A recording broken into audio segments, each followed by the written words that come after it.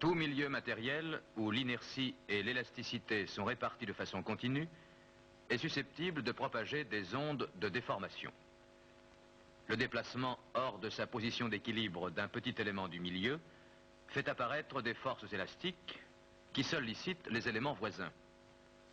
On observe alors la propagation de proche en proche d'un ensemble de déformations et d'efforts qui intéressent des régions de plus en plus éloignées de la région initiale où s'est produite l'excitation. Celle-ci peut être très brève et consister en une simple impulsion. Elle peut, au contraire, s'étendre pendant un temps important.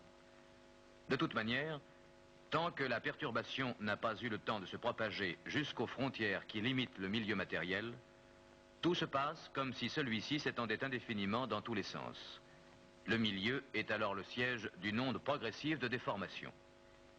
Le phénomène est particulièrement simple dans le cas d'un milieu linéaire, tel que la corde vibrante, par exemple.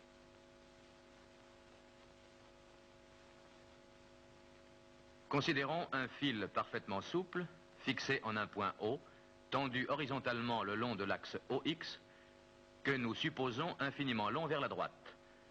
Imposons à l'extrémité O un mouvement vertical quelconque d'axe OY, d'équation Y0 égale F de t. Il se propage le long du fil indéfiniment vers la droite. Donc, un point quelconque du fil d'abscisse X reproduit ce mouvement avec un certain retard. Sa loi de mouvement, en fonction du temps, s'écrit Y égale F de t moins X sur C. C est la vitesse ou célérité de l'onde. Elle dépend de la tension T du fil et de sa masse par unité de longueur, suivant la relation C égale racine de T sur mu. T étant exprimé en newton et mu en kilogramme-mètre, C est exprimé en mètres secondes. Pour un fil d'acier de 0 mm 3 de diamètre, pour lequel mu égale 0,5 g/mètre, avec une tension égale à 1 kg force, on trouve C égale 140 mètres secondes, vitesse de propagation considérable, impossible à suivre à l'œil nu. Considérons maintenant un fil fixé en O, s'étendant infiniment vers la gauche. Tout déplacement vertical Y0 égale G de T, imposé à l'origine O, donne naissance à une onde progressive de déformation se dirigeant vers la gauche à la vitesse C, soit une loi de mouvement pour l'ensemble du fil, Y égale G de T plus X sur C.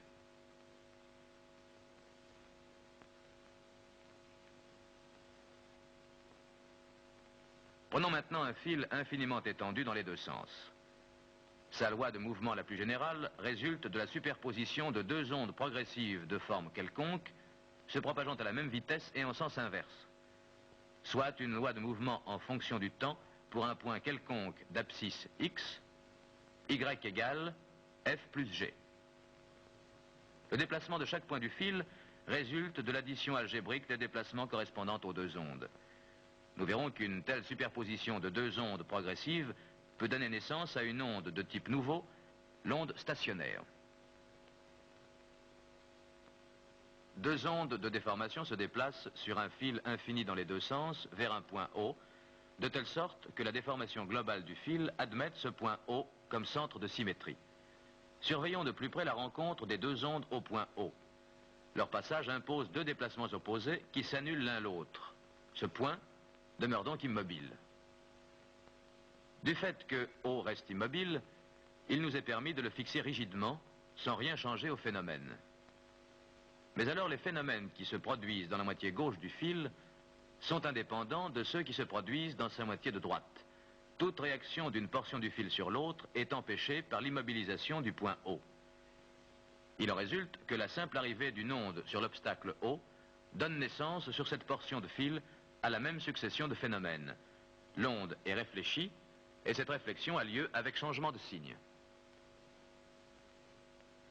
On peut même ne considérer qu'un fil coupé en O se terminant sur l'obstacle rigide. Le phénomène est identique.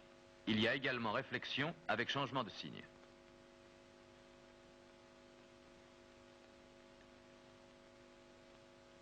Le fil tendu se prêterait bien à l'observation de phénomènes de propagation et de réflexion des ondes, mais leur vitesse étant trop grande, l'observation à l'œil nu est impossible.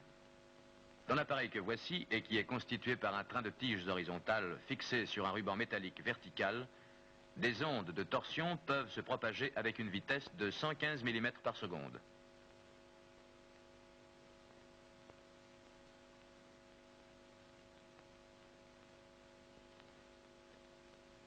Il suffit d'imprimer à l'extrémité du ruban d'acier de petits déplacements angulaires pour donner naissance à un train d'ondes de torsion qui se propage vers le bas.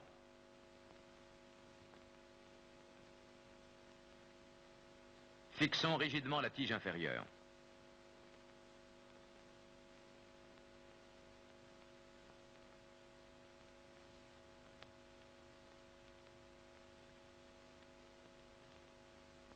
Pour une meilleure observation du mouvement de l'ensemble des tiges, disposons, au niveau du ruban d'acier, 2 panneaux de couleur sombre.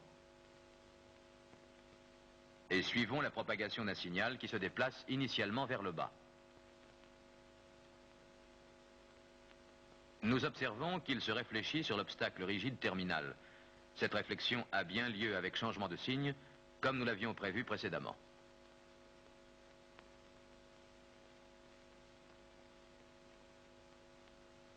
Imposons maintenant à l'effort de torsion d'être nul à l'extrémité inférieure. Il nous suffit de laisser libre la dernière tige.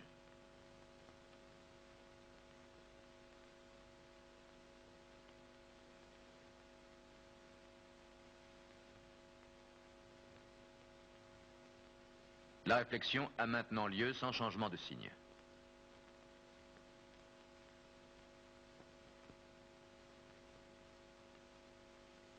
On peut montrer que la résistance qu'oppose à l'effort exercé par l'opérateur un train d'onde indéfini se réduit à une simple résistance visqueuse. Il suffit donc d'appliquer à l'extrémité inférieure du train de tige une résistance visqueuse de valeur convenable pour que tout se passe comme si le train de tige était indéfini et qu'aucune réflexion n'apparaisse à l'extrémité.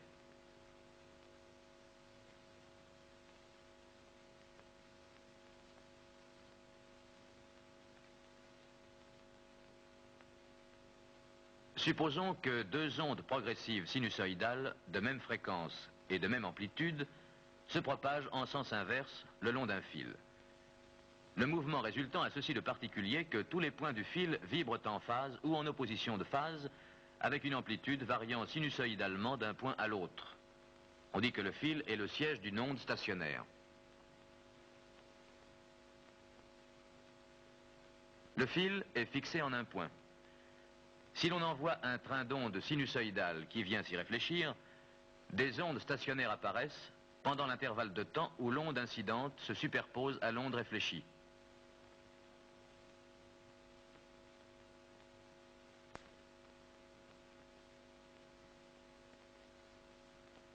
Le même phénomène peut être observé sur l'appareil si la tige inférieure est fixée.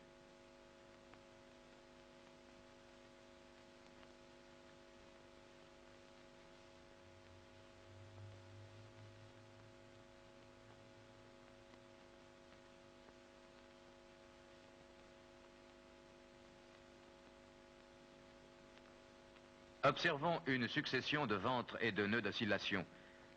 La distance entre 2 ventres ou 2 nœuds successifs est égale à la demi-longueur d'onde. On peut fixer les points situés en 2 nœuds quelconques sans rien changer au mouvement. Tout système de longueur limitée et fixé en ces 2 extrémités peut être le siège d'ondes stationnaires de fréquence telle que la longueur totale du système soit égale à un nombre entier de demi-longueurs d'onde. La plus basse fréquence est celle du fondamental en demi-onde. Mais d'autres mouvements sont possibles quand la fréquence est multiple de celle du fondamental. La superposition du fondamental et de divers harmoniques crée des mouvements d'apparence très complexes qui reproduisent le mouvement le plus général d'une corde vibrante fixée en 2 points. Ces mouvements peuvent être considérés comme résultant de la superposition de 2 ondes progressives qui se déplacent en sens inverse et se déduisent l'une de l'autre par symétrie autour de l'une quelconque des extrémités. La période de l'oscillation dépend de la nature et de la tension de la corde, mais la forme des ondes se déplaçant en sens inverse dépend des conditions initialement imposées à la corde. En d'autres termes, la hauteur du son émis est immuable pour une corde donnée, mais la distribution d'amplitude des divers harmoniques, qui traduit la forme de l'onde et par la suite le timbre du son émis, dépend des conditions d'excitation de la corde. Par exemple, une corde de harpe est pincée en son milieu et abandonnée à elle-même sans vitesse initiale.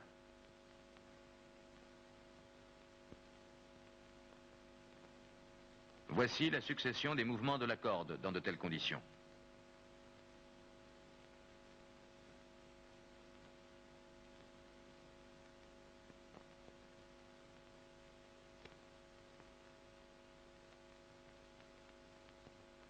Voici le cas d'une corde frappée en son milieu, telle que la corde de piano. Le marteau lui communique localement et à l'instant initial une vitesse de déplacement notable.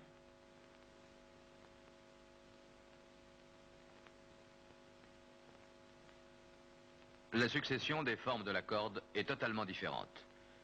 Le calcul montre que l'amplitude des harmoniques successifs est beaucoup plus importante dans le second cas que dans le premier, ce qui communique au son émis un timbre plus éclatant.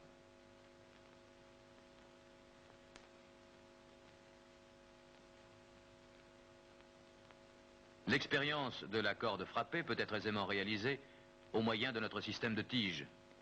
Il suffit de fixer les tiges supérieures et inférieures et de communiquer une légère impulsion à la tige médiane.